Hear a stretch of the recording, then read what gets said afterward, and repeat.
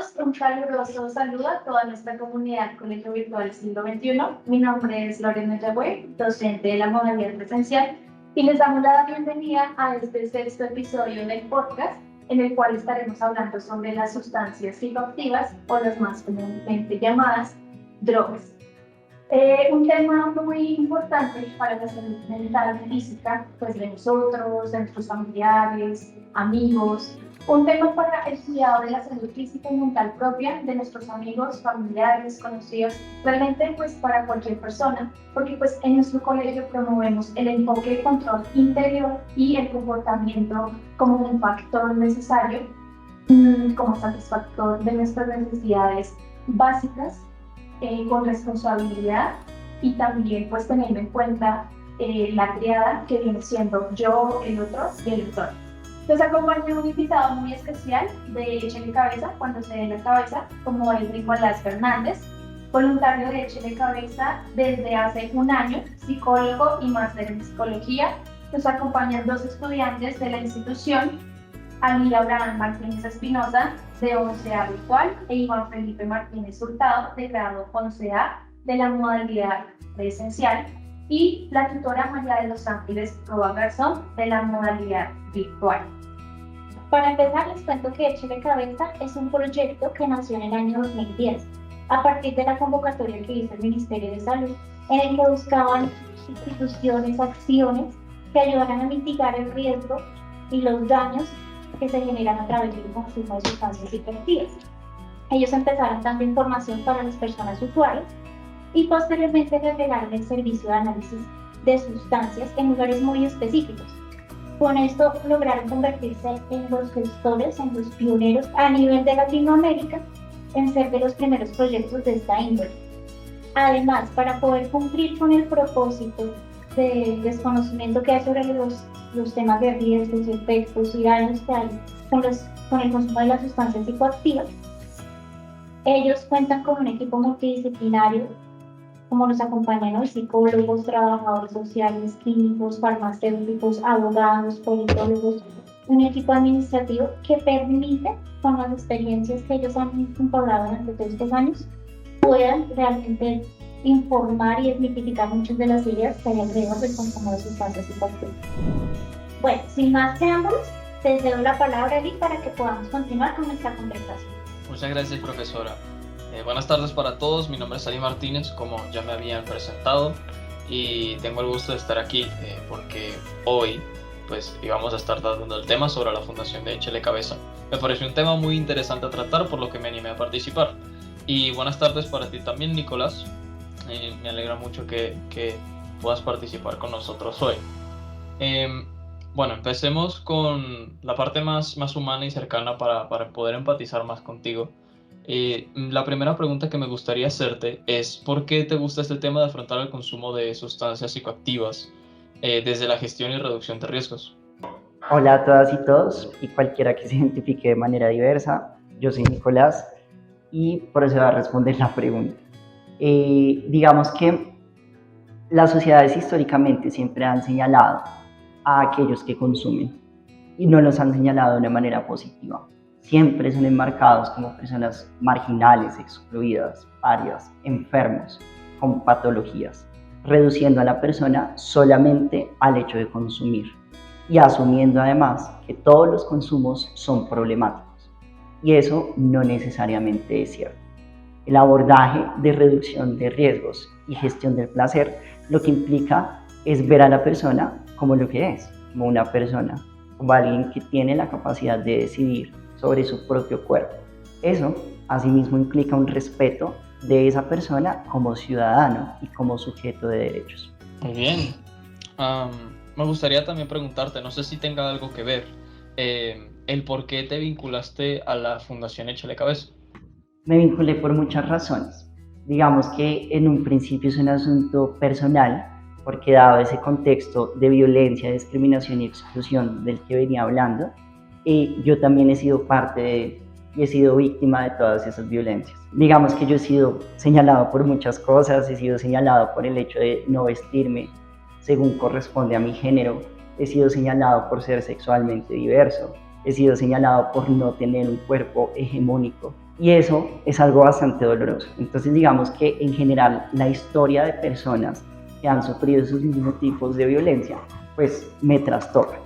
Y eso me lleva a, por tanto, asumir dentro de mi camino profesional como un activismo, ¿cierto? Y un estar a favor de todas esas personas que hemos sido discriminadas. Entonces, yo digamos que en términos generales estoy del lado de todas esas personas, los locos, los marginados, los anormales. Entiendo. Bueno, es bueno ver que simpatices con todas estas personas y que utilices las herramientas que tienes a tu alcance para apoyar a personas que estén en este tipo de situaciones, ¿no? Gracias por tus respuestas y me gustaría darle la palabra a mi compañero Iván. Gracias, Ali. Bueno, mi nombre es Iván, como ya me habían presentado, soy de la modalidad presencial. Y bueno, mi pregunta para ti, Nicolás, ¿qué es una droga? Y si una droga y una sustancia psicoactiva es lo mismo. Vale, en corto la respuesta es que no. Una droga y una sustancia psicoactiva no necesariamente es lo mismo. Una droga, según la OMS, es toda sustancia con potencial para prevenir o curar una enfermedad. Una droga podría ser un sinónimo de fármaco. Sin embargo, cuando tú lo buscas en la literatura, puedes encontrar la droga como sinónimo de fármaco, ¿cierto? O la droga específicamente asociada a la sustancia psicoactiva. Lo que personalmente prefiero es que asumamos que una droga es un fármaco, ¿de acuerdo? En este sentido, una sustancia psicoactiva es un compuesto natural o sintético que tiene efectos en el sistema nervioso y que altera tus emociones, tus pensamientos y tu forma de actuar de manera temporal o transitoria. Esto es súper relevante porque también podemos encontrarlo, digamos, como en el lenguaje popular, como un estado alterado de la conciencia. Eso es una sustancia psicoactiva, aquello que tiene efecto en el sistema nervioso central y altera esas tres dimensiones que mencioné. Bueno, y la otra pregunta que tengo para ti es si, bueno, en un hipotético caso, si una persona decide probar alguna sustancia psicoactiva, ¿es suficiente una sola vez para que genere algún tipo de adicción o se enganche? No necesariamente. Digamos que los patrones de comportamiento adictivos son patrones aprendidos, ¿de acuerdo? Y para llegar a ese punto de considerar que es un patrón conductual adictivo, quiero hacer énfasis en eso, patrón conductual adictivo, no persona adicta. Depende de diferentes factores o diferentes variables asociadas a la persona en términos biológicos y psicológicos que podrían predisponer o no a la persona a desarrollar ese patrón conductual adictivo. Variables asociadas al contexto, es decir, si el contexto es lo suficientemente favorable para que la persona experimente un nivel de placer muy elevado, y factores asociados a la sustancia misma. Hay sustancias que tienen potencial adictivo mucho más grande que otras. Por eso es importante siempre trabajar sobre la sustancia en específico. Pongo como ejemplo el LSD, que tiene un potencial adictivo menor a, por ejemplo, la heroína. Con la exposición a la heroína, en una sola exposición, es más probable que desarrolles ese patrón comportamental adictivo, ¿vale? Entonces, depende de todas esas cosas. Es importante saber o tener en cuenta a qué sustancia una persona decide probar, por así decirlo. Sí, de hecho, justamente el enfoque de riesgos y gestión del placer va hacia allá, y es a que si la persona mayor de edad toma la decisión de consumir, lo tome de una manera informada, sabiendo los riesgos y tomando la decisión de asumir las consecuencias de sus actos, que pueden ser o favorables o desfavorables. Eso es importantísimo. Bueno, Nicolás, por mi parte tengo otra pregunta. Bueno, un par, pero vamos por partes, ¿no? Con base en tu experiencia dentro de la organización de Échale Cabeza, me gustaría saber si las sustancias neuroquímicas también son drogas por sí solas. No, digamos que nuestro cerebro funciona de dos maneras. Funciona con impulsos eléctricos y con impulsos químicos, ¿de acuerdo? Las sustancias psicoactivas o las drogas en general son elementos externos que vienen a alterar la química de nuestro cerebro. Entonces, en corto la respuesta es no. La sustancia neuroquímica es algo que nuestro cuerpo ya tiene, ya posee, ¿listo? Mientras que la droga o el fármaco o la sustancia psicoactiva es algo externo que viene a alterar eso, ¿de acuerdo? Yo lo preguntaba más que todo porque existen ciertas adicciones hoy en día como que yo considero adicciones modernas, como por ejemplo la adicción a las redes sociales, que no viene directamente de un estímulo químico externo, sino de estímulos más comunes como estímulos visuales o auditivos que pueden estar más asociados a estímulos neuroquímicos. No sé si pues quizá sabrías profundizar en ello. Me gusta mucho que hables de adicciones o de patrones de comportamiento adictivos que son distintos a aquellos generados, causados o asociados al consumo de sustancias psicoactivas. Y es que, en efecto, muchas de las actividades que nosotros ejecutamos día a día tienen el potencial de volverse adictivas, como las redes sociales, ¿cierto? Como el sexo, como el juego, como la adrenalina que sentimos, por ejemplo, cuando hacemos deportes extremos, ¿cierto?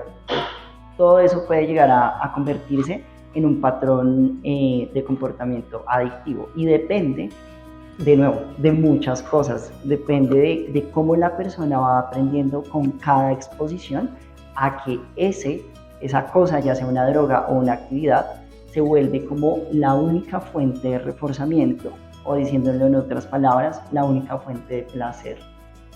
Entonces, sí, es posible generar esos patrones a diferentes cosas, no solamente a sustancias psicoactivas. Muchas gracias, súper importante me parece porque pues es como algo a lo que muchos de nosotros nos exponemos más en comparación a cómo podríamos terminar exponiéndonos a sustancias psicoactivas, así que me pareció un tema importante a tratar, te agradezco por eso. Y mi otra pregunta, volviendo nuevamente a el tema de las sustancias psicoactivas, quería saber si es cierto, porque lo he oído, que si una persona consume marihuana, su capacidad intelectual y cognitiva se puede afectar en el largo plazo. Y si es así, pues ¿es reversible? Esa pregunta es de las que más me gustó, porque actualmente, dado que la marihuana está como en un tránsito de ser una sustancia ilegal a ser una sustancia legal, ¿cierto?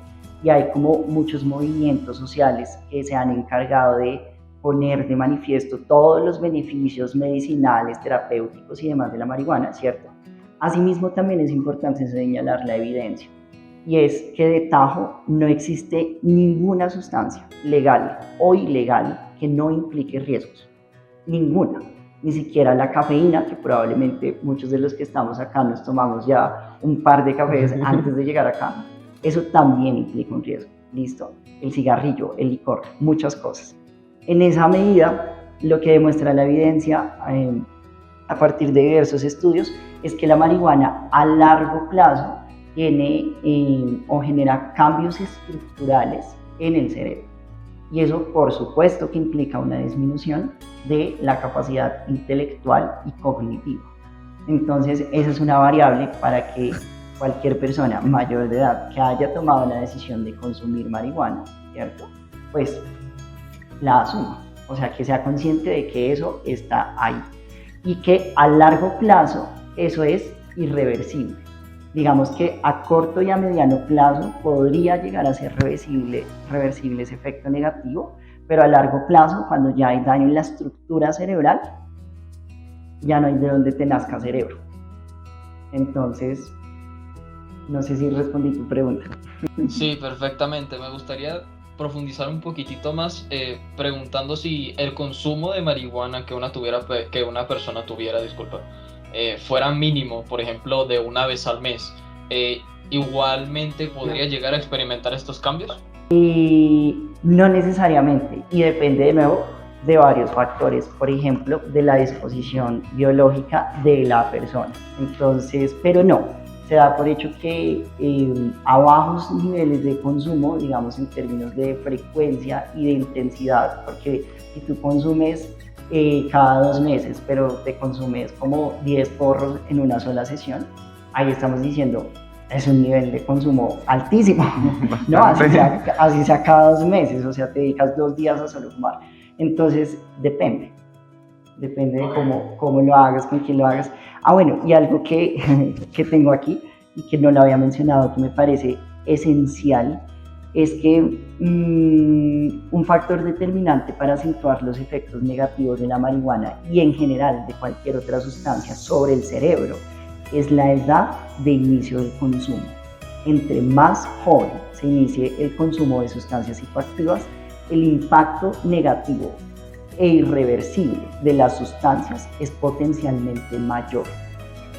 Eso es esencial, por eso se sugiere, eso lo voy a retomar al final, pero por eso se sugiere siempre a las personas jóvenes que aplacen, listo, que aplacen esa decisión. O sea, hay momentos de nuestra vida donde tenemos que tomar decisiones.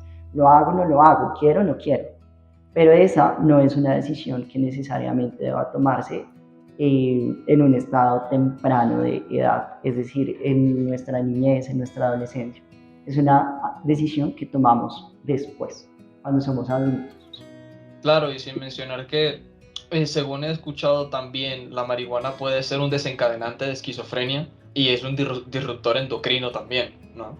Correcto, digamos que en general las sustancias pueden desencadenar muchas cosas. En la medida en que tú alteras tu estado de conciencia con cualquier elemento que consumas, y si tienes, por ejemplo, ciertas predisposiciones heredadas o en tu cuerpo o lo que sea, podría llegar a ser un precipitante de una conducta que no necesariamente es positiva, sino que por el contrario puede resultar en crisis psicóticas o en mil ejemplos que se pueden poner. Pero sí, hay que tener cuidado con eso. Por ejemplo, si mis papás fueron personas alcohólicas, yo debo tener mucho cuidado, ¿cierto?, con ese consumo de alcohol, que además es una sustancia legal, porque es probable y es factible que yo sea mucho más vulnerable que otras personas a desarrollar un consumo problemático de alcohol. Eso también hay que saber. Gracias, Nicolás. Súper interesante lo que nos mencionas. Bueno, Iván, ¿qué más quisieras añadir? Bueno, con todo esto en cuenta, o sea, ok, es bastante complejo, bastante, porque lo que tú dijiste, lo de la toma de decisiones frente al consumo de sustancias psicoactivas en personas que son mayores de edad, pero aún así siguen siendo muy pequeñas para que, bueno, no sé cómo decirlo.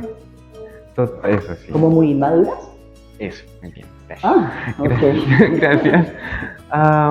Que, o sea, aunque sean, o sea, estén en la edad de mayoría de edad, o sea, estén en la edad en la legal de ser un adulto joven,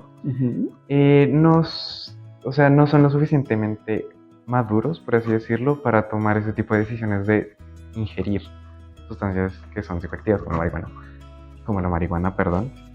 Y pues, bueno, teniendo en cuenta lo que me dijiste, la otra pregunta que te tengo también tiene que ver con la medida de disminuir el riesgo y de qué manera conocer las propiedades de las sustancias psicoactivas minimiza el riesgo o las probabilidades de consumirlas. Esa pregunta me parece muy interesante porque digamos que la respuesta va a cambiar la pregunta misma. Okay. Y es desde el enfoque de la reducción de riesgos y gestión del placer. No necesariamente se busca la reducción del consumo. Se busca más bien lo que yo les venía contando, y es asumir que la persona que tengo al frente y que va a consumir algo es una persona, y que desde este enfoque le voy a garantizar un derecho que siempre se le ha negado, y es el derecho a estar informado. Y ya, a partir de la información, pues que la persona tome sus decisiones, porque algo que también se defiende desde este enfoque es la capacidad de agencia y el respeto por las decisiones del otro. Yo les puedo decir muchas cosas sobre las sustancias, ¿cierto? Sobre las cosas favorables que pueden pasar, las cosas desfavorables que pueden pasar. Pero al final, la decisión es de ustedes. ¿Consumen o no? Ya está. ¿No? Vale. Me olvidé el libro de la pregunta. ¿Quieres que profundice? Sí, puedes profundizar en lo del tipo, o sea, los derechos y cómo se les ha negado. ok, yo tengo derecho a acceder a un sistema de salud en donde se me trate como un usuario del sistema de salud, en donde se me diga la verdad, en donde se me diga cuáles son los datos que nos dice la evidencia. ¿Listo? Tengo derecho a tomar decisiones autónomas sobre mi cuerpo. Es uno de los derechos que más se han vulnerado en la historia. Y eso es insólito. Entonces, asimismo tengo derecho a que me reconozcan como una persona que se agencia, es decir, como una persona autónoma. Y ya, no sé qué tan profundo lo hice. No, pues la verdad sí me funcionó bastante porque yo conozco a muchas personas que no respetan a la persona en sí y no la ven como una persona, sino como lo que tú habías dicho al inicio de la conversación, como una persona enferma y no más bien como una persona que merece respeto y que tiene la decisión propia de ingerir ese tipo de sustancias. Ok, me gustaría, okay. antes de que me digas la siguiente pregunta, una reflexión que escribí. Okay. Es una reflexión esencial alrededor del consumo y es, ¿en dónde queda el placer al momento de consumir? Si es el motivo por el cual muchas personas toman la decisión. ¿En verdad es tan malo elegir el placer? ¿Quiénes y bajo qué contexto nos inculcaron la idea de que elegir el placer es algo tan malo?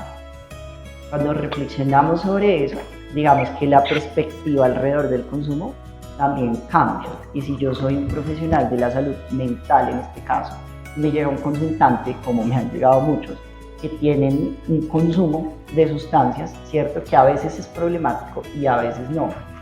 ¿Quién soy yo, por ejemplo, para juzgar el motivo por el que tú eliges consumir, que muchas veces está asociado a se siente rico, me gusta, es un estado distinto, ¿cierto? ¿Quién soy yo para decir que eso es malo? O sea, para juzgar el placer del otro.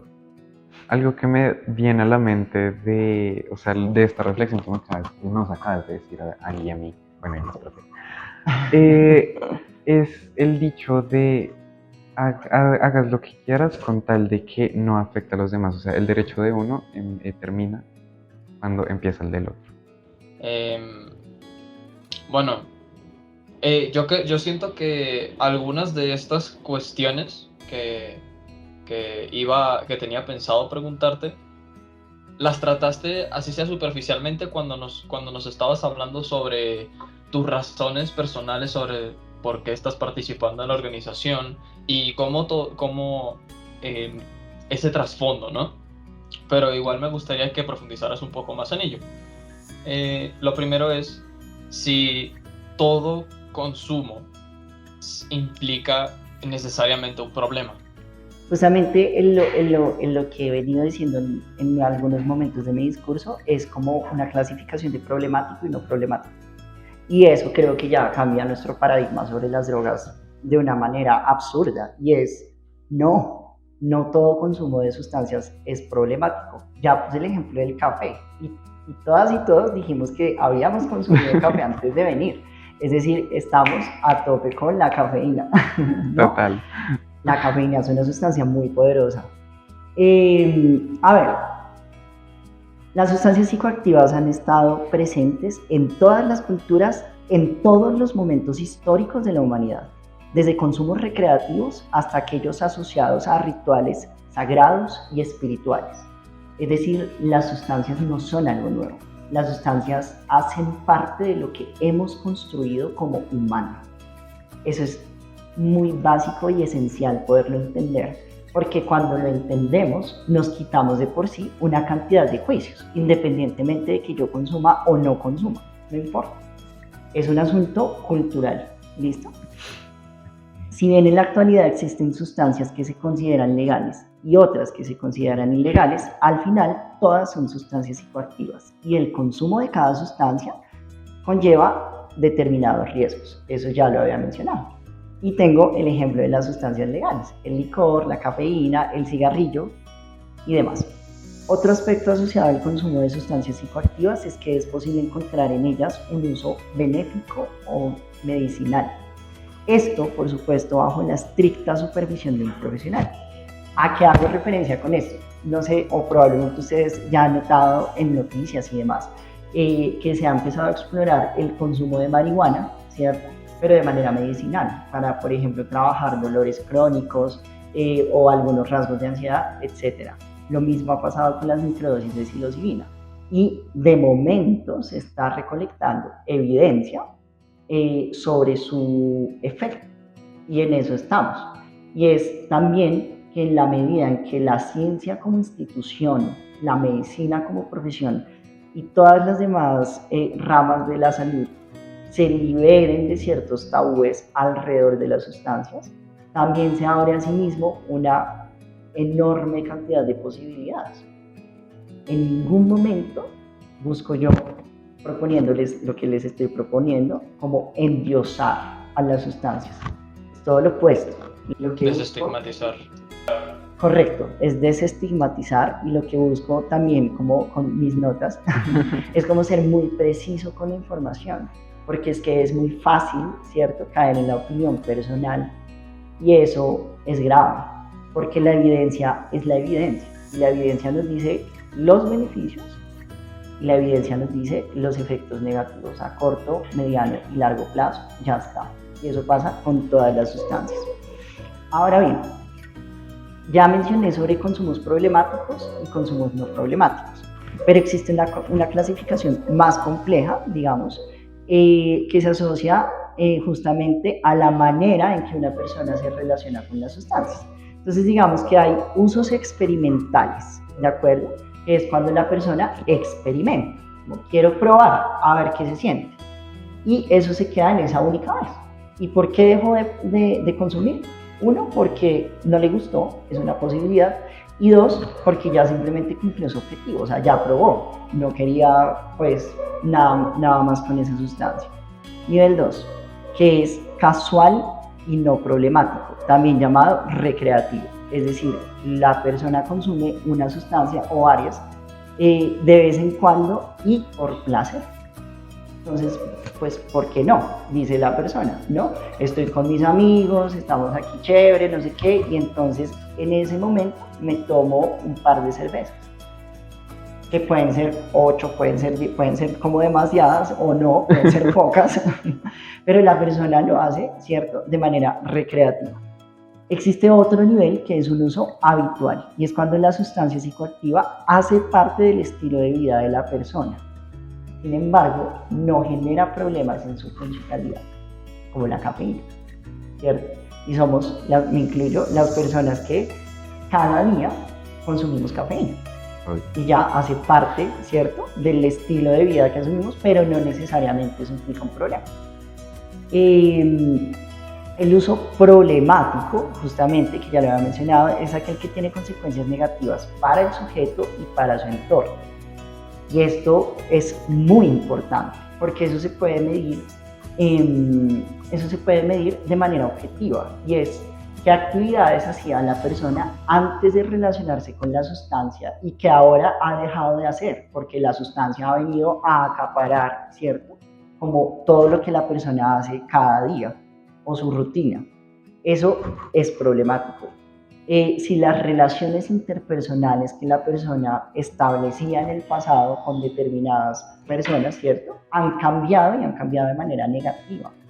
Si su rol como padre cambió, si su rol como hijo cambió, si su rol como hermano cambió, si su rol como trabajador cambió, ahí ya podemos empezar a hablar de un consumo problemático. Ahora, existen también consumos crónicos y dependientes, es decir, hay una afectación negativa si la persona no consume la sustancia. Digamos que yo he podido ver esto con distintas sustancias, además del café voy a mencionar la marihuana, ¿cierto? Hay personas que ya se acostumbran, digamos, como tanto al consumo de marihuana, que aunque no necesariamente sea algo problemático, sí es ya un asunto de dependencia. Es decir, si no consumo la sustancia, mi vida no puede seguir. O sea, ¿por qué? Pues porque acostumbré a mi cuerpo a depender de la sustancia. ¿Listo? Finalizo con esto. Y es posible tener consumos problemáticos y no dependientes, ¿cierto? o viceversa, dependientes y no problemáticos.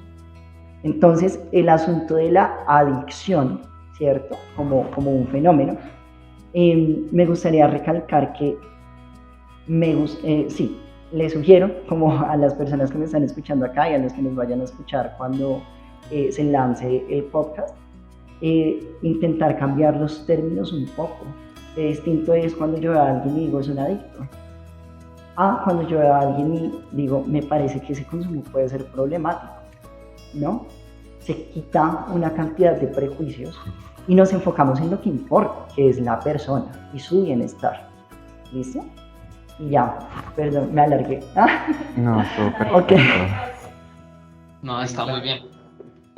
Disculpa, Iván. Está muy bien que profundices en eso, pues mientras más podamos conocer al respecto, más podamos informarnos. Yo considero que la conciencia sobre este tema es una herramienta muy poderosa a la hora de la toma de decisiones, ¿no? Como tú lo mencionabas, efectivamente, cada uno decide qué consumir o no. Y bueno, creo que, como digo, la conciencia es una herramienta muy fuerte para quizá evitar tomar decisiones equivocadas. Me gustaría terminar con otra pregunta, y es que, bueno, dentro de estos marcos culturales que tú mencionas, pues hay veces que, como también mencionaste, se dice que el consumo de drogas de una persona puede llegar a ser algo patológico, ¿sí? Y eso degrada la visión de esa persona, ¿sí? Se le deja de tratar como se le puede tratar a otras personas que no tienen este tipo de consumos problemáticos. Entonces, bueno, me gustaría que profundizaras en cómo se desliga el consumo problemático de una persona con una patología o algo que esté mal en la propia persona. Es que no necesariamente hay que desligarlo. Digamos que el consumo problemático o la conducta adictiva es en sí misma un fenómeno, ¿cierto?, comportamental. Y desde ahí es que se tiene que abordar. Pero desligar como el consumo... Digamos, claro, digamos del concepto patológico, pues cómo diferenciamos lo comportamental de lo patológico, porque digamos si puede ser comportamental dependiente y dañino para la persona, digamos, quizá para otras personas no informadas sea fácil caer en el estigma de que pues la persona está enferma. Entonces, ¿cómo podemos identificarlo y desligarlo? Sí, como conscientemente, comprenderlo así.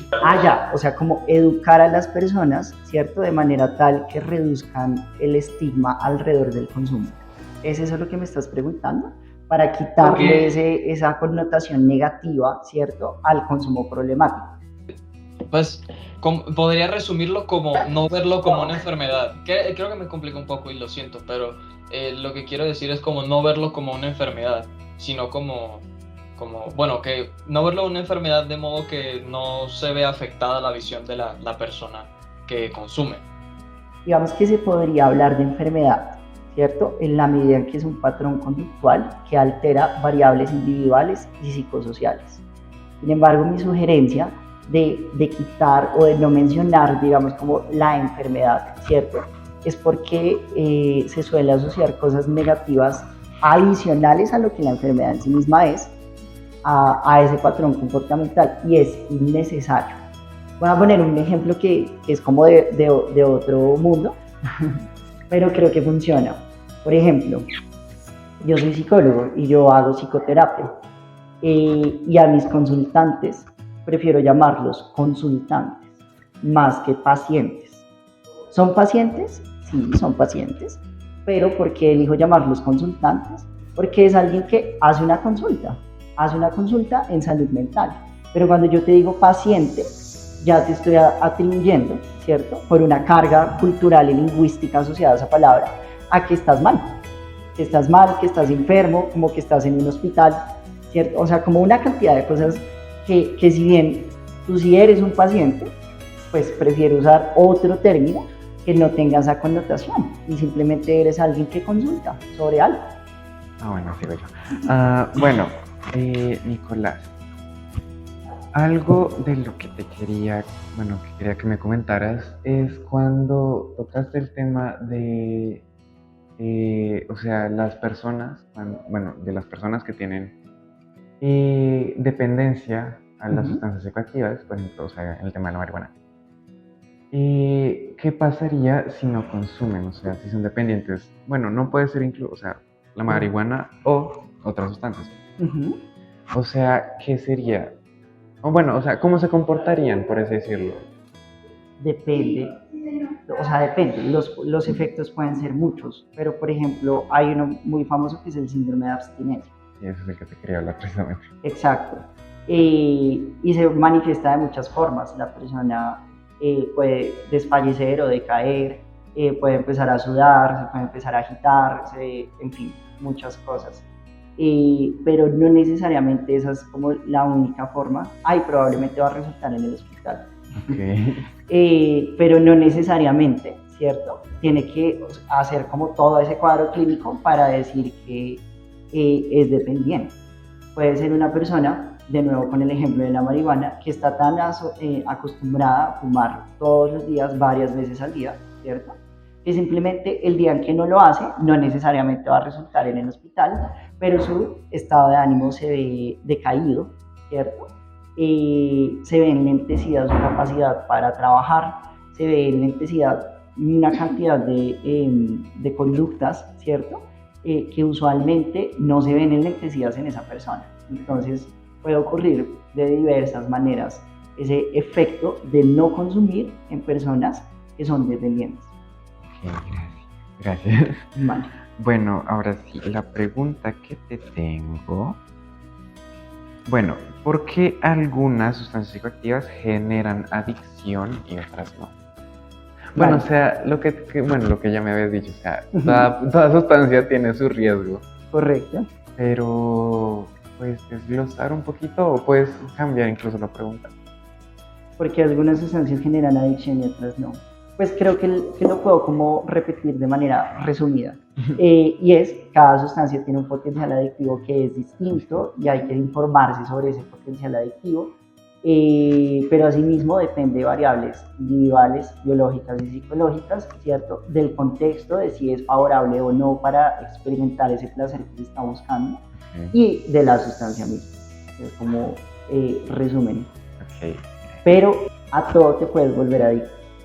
O sea, nunca se quiten eso de la cabeza. O más bien, de toda sustancia podemos llegar a generar un patrón conductual adictivo. O más bien, un consumo problemático.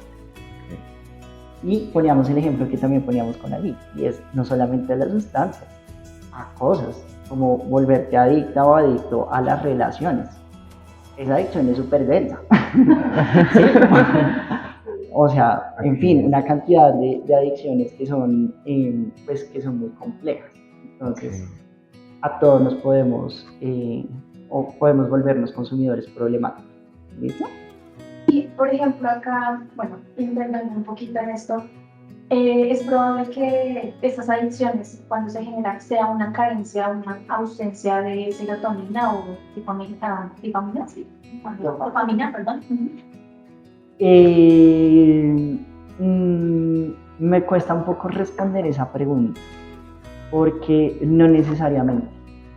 O sea, es que en este momento se me ocurren como casos, sobre todo en salud mental, como personas que tienen un trastorno depresivo, ¿cierto? Y digamos que la hipótesis de la que parten muchas veces los psiquiatras es que hay un defecto o un déficit en la capacidad de generar serotonina. Y lo que nos mandan los psiquiatras, o la forma en que nos medican, es justamente con inhibidores de la recaptación de serotonina, o con antidepresivos, o con sustancias que estimulan, digamos, ¿cierto?, específicamente la serotonina en nuestro cerebro. Y en la medida en que la serotonina está ahí de que dele, ¿cierto?, probablemente vamos a sentirnos un poco más tranquilos, un poco más felices. Esa es como la premisa. Y no necesariamente eso puede llegar a ser adictivo, o más bien un consumo problemático. Sí puede llegar a ser dependiente, más probable que llegue a ser dependiente. Por ejemplo, de nuevo, ejemplos de consultantes que llegan justamente tomando antidepresivos y que llevan tomando antidepresivos por un largo periodo de tiempo, años, ¿cierto? Y por algún motivo de salud, embarazo, lo que sea, tienen que suspender el antidepresivo. Eso les cuesta, pero un montón. Y es que en esos casos que se me ocurren, que es con los que he trabajado, digamos que se me olvidó lo que iba a decir. Ya, el consumo es dependiente, pero no necesariamente problemático. Okay. Entonces, volviendo a la pregunta original de si tiene que ver con carencias, no necesariamente. No como una hipótesis principal de por qué la persona llegó a convertirse en un consumidor o consumidora problemática. Nicolás, si me permites, me gustaría dar algunos ejemplos de casos de personalidad que podrían influir en la adicción a una sustancia o actividad, y casos de carencia también, porque es verdad lo que dices, de que no necesariamente es por una carencia, pero un ejemplo de personalidad, por ejemplo, puede ser una persona, un atleta, quizá no desarrolle fácilmente una adicción a la comida o a los dulces, comparado a una persona que es más sedentaria o tiene una visión diferente de sí misma opuesta a un atleta, porque quizá el atleta no se identifica con lo que lleva esa adicción a la comida o al dulce, ¿sí? Mientras que con respecto a carencias podría ser quizá una persona que no es activamente expuesta a escenarios sociales o de interacción social, y quizá desarrolla una relación platónica con, por ejemplo, streamers, que también es un tipo de adicción que se ve hoy en día, con las donaciones excesivas, o a redes sociales, porque les da una sensación de sentirse acompañados o no tan solos. Yo me así como, ok, pero la pregunta es ¿cuál? No, solo quería complementar, lo siento, complementar.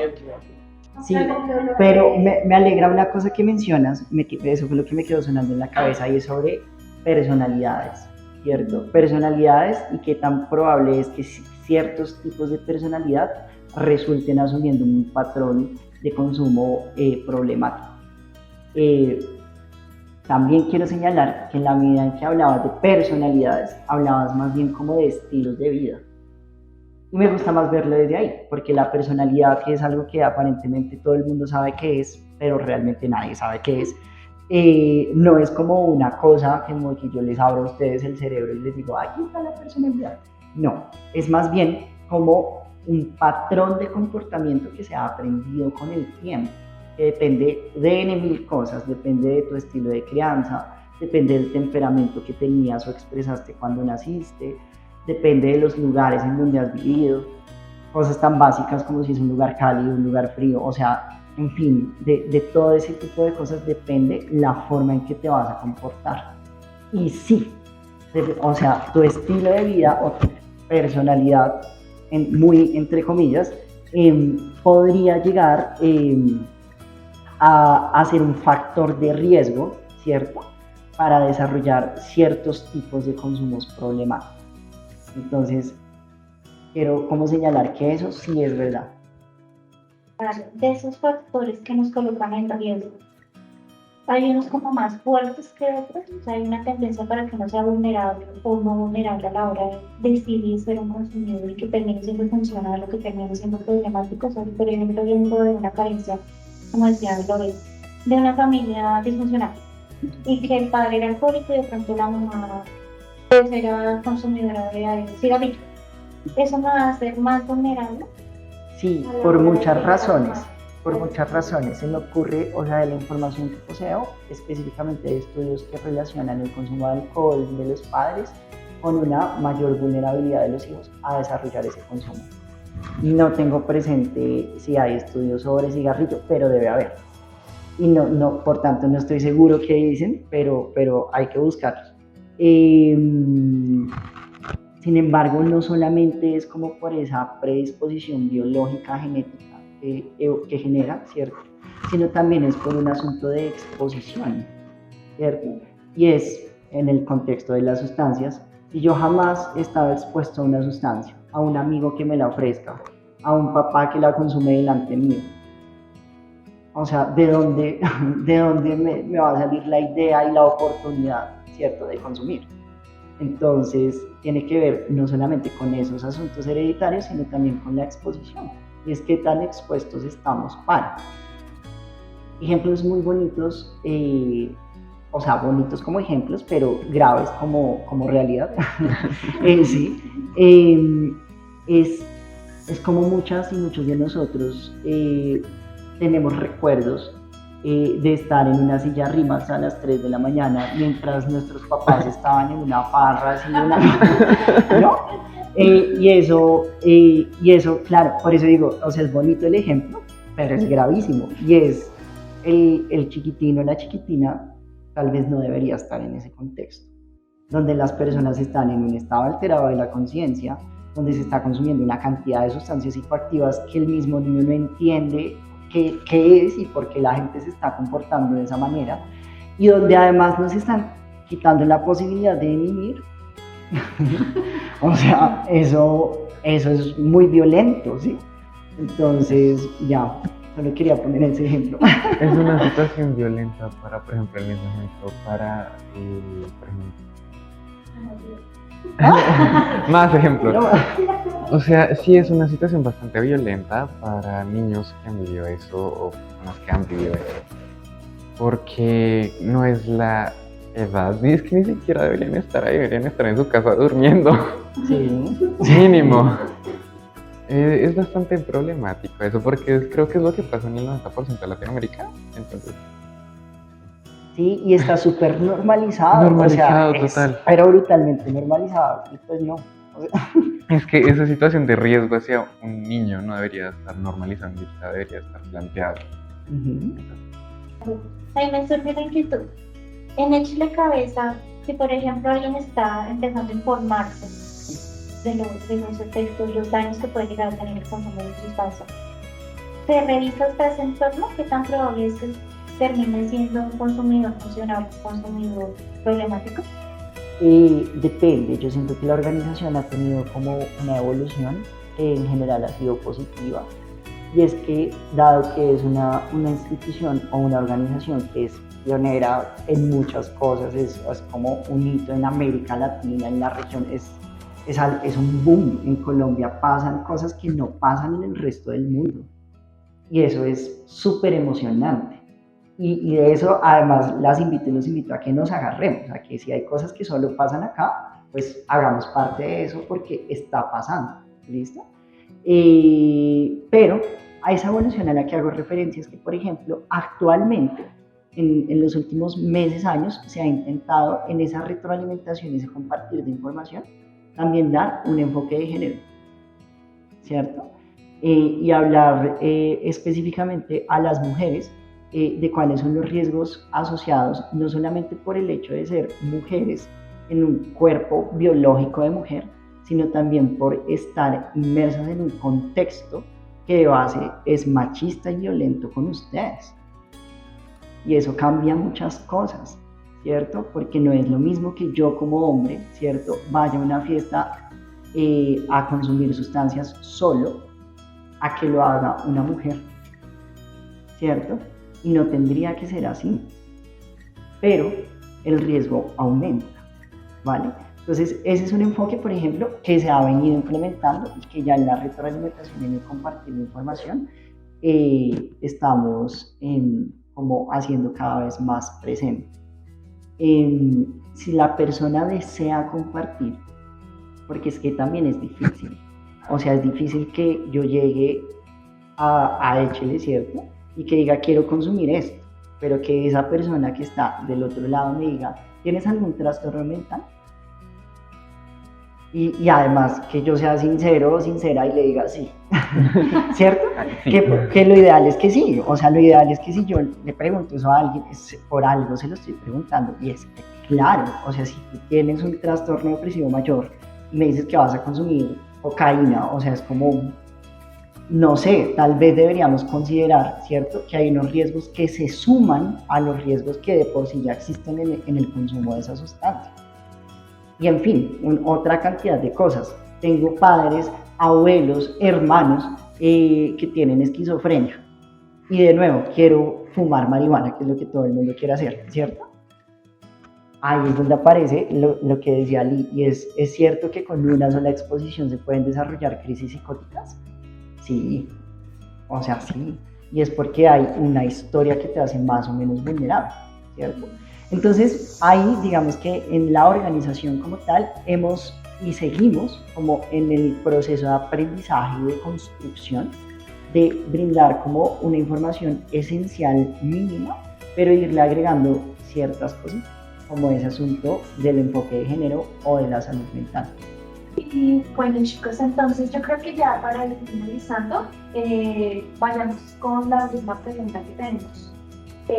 Bueno, que queremos realmente plantearte también, y es de pronto, como qué factores de riesgo y protectores, por ejemplo, bueno, actualmente,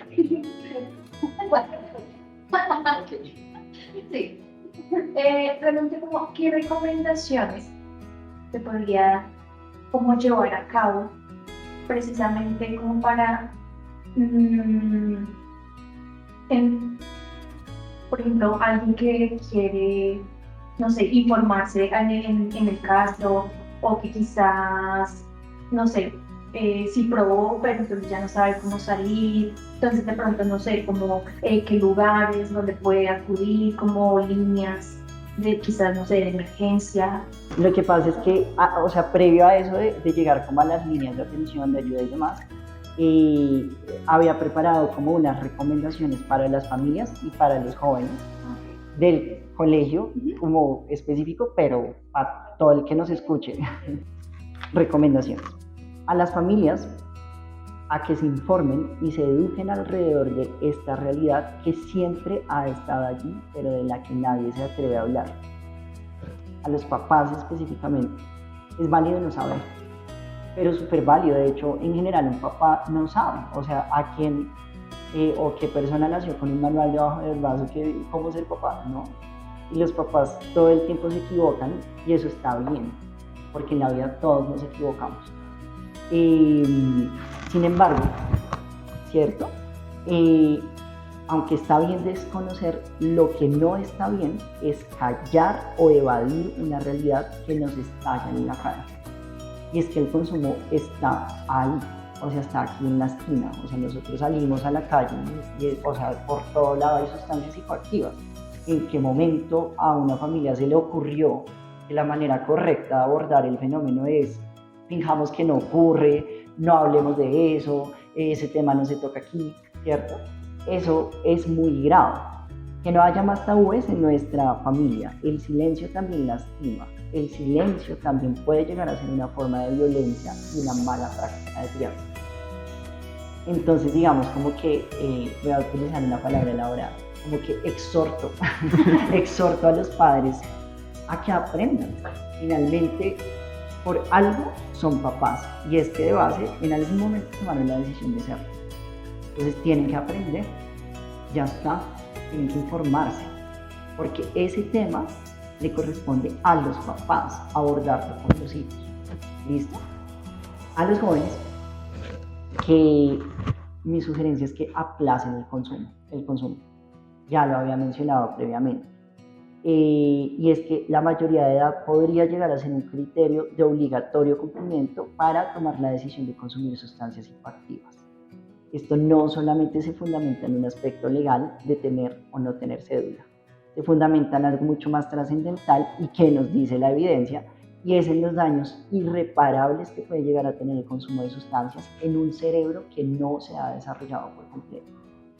Y no vale la pena, o sea, no vale la pena que por ciertos momentos de placer en mi adolescencia yo juegue con mi capacidad siquiera como de contar, ¿sí? O sea, con mi capacidad de coordinar un pie con el otro, o sea, eso no tiene ningún sentido. Entonces mi sugerencia a las personas jóvenes es aplacen, o sea, no es el momento de tomar la decisión, tómenlo cuando lo tengan que tomar. Y si van a tomar la decisión, infórmense. Ahora sí, el asunto de las líneas y demás. Varias cosas. Y es que quiero proponer que existen como dos mundos, ¿no? El mundo al que yo pertenezco personalmente sigue siendo un mundo minoritario. Y es el mundo en donde hemos tomado la decisión de quitarle el tabú a la sustancia. Pero está el mundo que siempre ha existido. y que es un mundo institucional, es un mundo estatal, es un mundo que está en las leyes, y es el mundo del prohibicionismo, del señalamiento, ¿cierto? De la patologización del consumo. En esa medida, desde esos dos mundos, uno se puede informar, ¿vale? Y es el mundo de lo institucional o el mundo de quienes hemos dicho, uy, no, espérate que, o sea, está como violenta la cosa, ¿listo?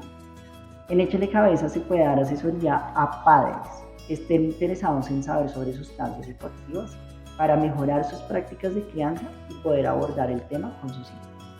Es decir, si una persona menor de edad va a Échale Cabeza, nosotros con todo el amor del mundo le vamos a decir, este no es el lugar para ti. Ay, bye, bye. Sí, este no Bye, es el lugar para ti, es un lugar para personas mayores de edad. Pero lo que sí han llegado, lo que sí ha llegado a Échale y que me genera una profunda admiración, son papás que reconocen su propia falta de conocimiento. No sé, pero yo veo que mi hijo, mi hija en el colegio, todo el mundo habla de no sé, de un tal tusi, no sé qué es eso, ¿sí? Espectacular, o sea, yo aplaudo enormemente a sus papás que toman la decisión de hacer algo, ¿sí? Vale. Existen líneas como la 106, asignada por el distrito para recibir asesoramiento sobre asuntos de salud mental y también sobre consumo de sustancias psicoactivas. Tengo que decir que la línea existe. Sin embargo, ahora voy a dar una opinión que no necesariamente es la de Échale, sino es la mía, la de Nicolás, el invitado de hoy. Y es que en mi experiencia personal como usuario de la línea y también como testigo de la experiencia de varios de mis consultantes como usuarios de la línea, es posible que vía telefónica la atención sea muy demorada o inexistente. Asimismo, a través de la línea de WhatsApp, la atención puede ser brutalmente demorada. Es una línea que trabaja, porque eso ya lo había dicho, y es asesoría en salud mental y asesoría en consumo de sustancias. Pero si uno está en un evento crítico y necesita una atención inmediata, si a mí me responden cada hora, no, mi crisis ya terminó en que me lancé por la ventana, o sea, así es como... Entonces, ahí comparto mi opinión personal. Es posible solicitar una cita a través de la DPS o la medicina prepagada si disponen de esa posibilidad con psicología u otros profesionales de la salud como médicos para solicitar este tipo de asesoramiento sobre consumo de sustancias. Y ahí es muy interesante porque si se dan a la tarea de explorar ese mundo más como de lo institucional, ¿cierto? Van a descubrir esas dos caras. El médico que de tajo nos patologiza, dice que tenemos un problema, que por qué queremos consumir eso, que acaso qué tipo de carencias tenemos, en fin. Como los médicos y los psicólogos más progres, ¿cierto? Que simplemente abordan el por qué quieres consumir esa cosa, si realmente estás informado de que quieres consumir esa cosa, y pues dale, ¿sí? O sea, si ya sabes todo y aún así quieres tomar la decisión, adelante, es tu decisión. Yo respeto tus decisiones, tu cuenta. Yo soy de esos. Sí, de los problemas. Sin embargo, también derivada de mi experiencia personal, sugeriría, si se es posible, conseguir una cita con un psicólogo particular. Y ahí es una crítica también muy personal del sistema de salud, específicamente de salud mental en EPS, y es que el psicólogo tiene que atender como a 30 consultantes al día en 25 minutos, y cuando tú vas a volver a asignar la cita te la dan al mes y medio, y eso no tiene mucho sentido en una ciencia como la psicología que se ha planteado para hacer un seguimiento semanal y al menos de 1 hora de duración, y eso solo te lo pueden dar los psicólogos particulares. Si tienes la posibilidad, si no tienes la posibilidad de pagar un psicólogo particular, porque puede llegar a ser bastante costoso la cuota ahí semanal. Otra posibilidad es que se acuda a las IPS de las universidades. Son muy económicas, muy económicas, o sea, tipo como 5.000 pesos la consulta, algo así. Y ahí sí se puede, sí ocurre esto de que te dan la asesoría semanal, hay un proceso, y aunque son estudiantes tanto de pregrado como de posgrado, ¿cierto? Están bajo la supervisión de personas con más experiencia y más títulos y demás. Entonces, algo que me parece favorable es que no solamente es la opinión del que te está atendiendo, sino la opinión de su supervisor. Y tu caso está bajo constante observación. Y eso en la universidad, o sea, espero, al menos las que conozco, son bastante progres. Entonces, digamos que lo abordan de una forma que para mí es favorable. Ya, esas son mis recomendaciones de líneas, ayudas, a consejos y demás. Bueno, no sé, Ali o Iván o la profe también María de los Ángeles, si quieren agregar algo más. No, yo realmente no tengo más que agregar, más que agradecer enormemente a Nicolás por todas las respuestas que nos dio. La información que nos dio es altamente valiosa, y yo, como alguien que personalmente considera muy importante este tema y la conciencia sobre temas de salud mental y física en general, me parece maravilloso tener espacios como estos para concientizar a las personas al respecto. Entonces, muchas gracias, Nicolás. Gracias a ti, Ali. Gracias. Bueno, yo la verdad también tengo que agradecer porque desestigmatizaste temas y, bueno, el tema en sí de las sustancias y el consumo, que en realidad, o sea, no son buenas ni malas, simplemente va a decir que una persona debe tomar. Entonces eso es bastante agradecido por mi parte. Y pues, ya. Gracias a ti. Yo reitero el agradecimiento de sacar el tiempo, formarnos, informar a toda la comunidad, tener esa disposición tan abierta a todas las preguntas, a todas las posibilidades, ser muy contundente en la respuesta, porque tenemos que informarnos del tema. No podemos seguir pensando que eso solo le corresponde a X género, a X población, a X cultura y quedarnos ahí, cuando es algo que definitivamente nos está acercando, cada vez está más lleno a la sociedad de todas estas posibilidades, y podemos estar perdiendo vidas muy valiosas simplemente porque no nos atrevemos a enfocarnos también en un tema que es parte del enemigo. Así como hay unas legales y ilegales, como hay consumidores que sí son funcionales, como hay consumidores que definitivamente se les vuelve un problema en la vida y su entorno. De eso tenemos que informarnos para poder también acompañarnos. Y súper que existe Chino Cabello, ¿verdad? Que me parece un proyecto soñado en cuanto a que le da respuesta a un tema que tradicionalmente nos tocaba y que es como, no, ya, persona fuera de la sociedad, está bien. Y esa estigmatización no se vale, porque de todas maneras, ese enfoque con el que tú llegaste y lo has conservado durante toda la conversación, o sea, estamos hablando de seres humanos. No podemos olvidarnos que por su consumo o por su tendencia dejen de ser seres humanos también. Son personas y a esas personas tenemos que acompañarlas también, vivir con ellas, apoyarlas en lo que tengan que vivir. Muchísimas gracias por esta excelente exposición. Gracias, me gusta que haya quedado ese mensaje. Sí, pues ya como han repetido todos, dicho mis agradecimientos. Gracias pues a la organización de Chile Cabeza. Realmente fue muy fácil hacer el contacto, a diferencia quizá de otras organizaciones que uno tiene que estar ahí y llame, y mande correos y escriba, y no, o sea, acá realmente fue sencillo hacerlo.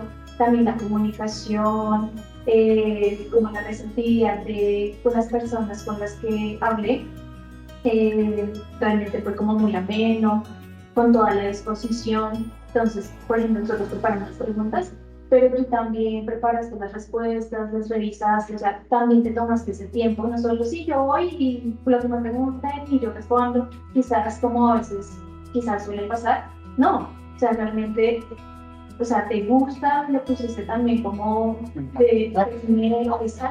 como tu firma, hablaste pues desde lo que tú haces en la organización, pero también desde ti como persona, desde tu experiencia, que también es lo que nosotros queremos, y es que quizás otros se sientan identificados pues con eso mismo, que pues podamos llegar a muchas personas. Pues aquí este podcast va especialmente dirigido a toda la comunidad del Colegio Virtual Siglo XXI, pero si llega a muchos más, pues es súper bueno, porque pues eso es lo que queremos también, informar, y pues en este tema, como ya la profe lo dijo, es algo que el día a día vivimos, y que pues solemos tener muchos estigmas al respecto, ¿verdad? Y pues que aquí eso sí, como ya desaparece y aclaramos muchas dudas al respecto, preguntas. Entonces, muchísimas gracias. Gracias a ustedes. Yo quiero como señalar, tanto desde mi perspectiva personal como de la organización, que celebramos enormemente que en espacios educativos se abran este tipo de posibilidades, porque ese es justamente nuestro trabajo, romper esa puerta que siempre se nos ha puesto. Y ustedes fueron quienes nos invitaron y abrieron la posibilidad. Y eso me alegra, me hace pensar como que el paradigma o las creencias alrededor del consumo han cambiado o están cambiando, estamos en eso, porque estamos en Colombia. Y en Colombia pasan unas cosas fabulosas. Y me alegra ser parte de ese proceso y que me hayan invitado. Con mucho gusto. Y bueno, entonces muchísimas gracias también a nuestra audiencia. También pues agradezco mucho al equipo de comunicaciones que estuvieron pues aquí apoyándonos en todo. Y pues también quiero hacerles una invitación pues para que se queden hasta el final. Tenemos algunos aportes o bueno, como algo extra, quizás no relacionado con el tema, pero sí algo extra, una participación del equipo primario que estará compartiéndoles un poquito sobre los momentos que los mantienen humildes. Entonces espero que sea de su agrado y hasta la próxima. Muchas gracias. Hola, soy Nicolás y este es el momento que me mantiene humilde. Bueno, pues es que un día yo estaba pues viendo televisión muy tranquilo y se me vino la sangre. Entonces le echaron mi mamá pensó que había sido la gata, entonces ya le iba a echar y pues que no fue la gata, que se me vino la sangre y después de eso no es una gritadera, no. Y también antes de eso me había metido al baño a tratar con un papel higiénico para la sangre, pero eso llené el baño de sangre, no, es un desastre ese baño. Y pues ese es el momento que me mantiene humilde. Hola a todos, ¿qué onda, güey? Hoy les vengo a contar mi momento más humilde. No, era un día normal, como siempre, en el cumpleaños de alguien, mi mejor amigo, que no veo hace años. Y pues estábamos jugando un juego en que tenemos que girar la botella y aunque seleccionara, tenía que perseguir a los otros y pegarles con eso. O bueno, tirárselas. Y bueno, el caso es que yo estaba corriendo y como justo había un andén más arriba, pues tropecé y me caí y me di tremendo putazo. Y bueno, el caso es que no vi y me tropecé y al final me tuvieron que ayudar. Momentos que me mantienen humilde. Hola, mi nombre es Natalia Valles y el día de hoy les voy a contar dos momentos que me mantienen humilde.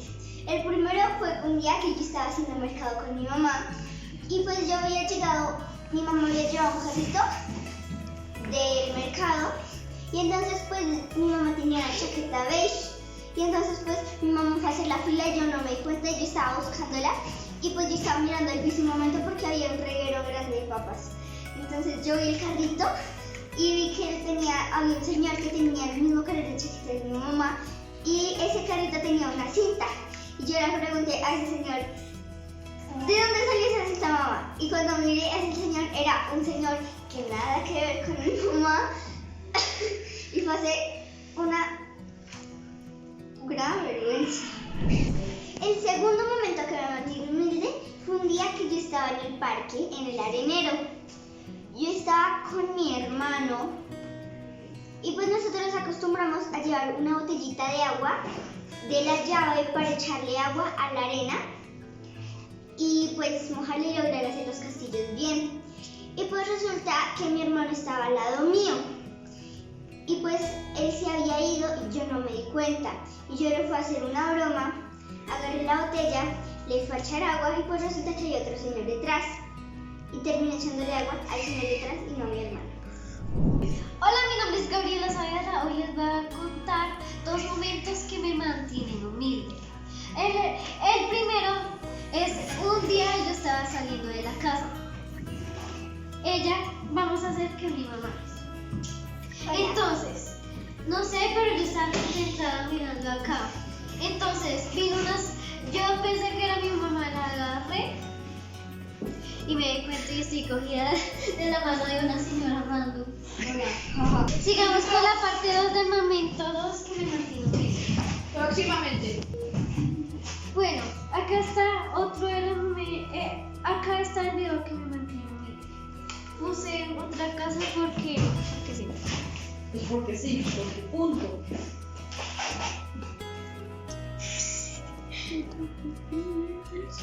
¿Qué es eso? Con eso finalizo mis 2 momentos humildes. Espero que se hayan divertido y que hayan disfrutado la pena que yo haya pasado al contar estos momentos. Gracias.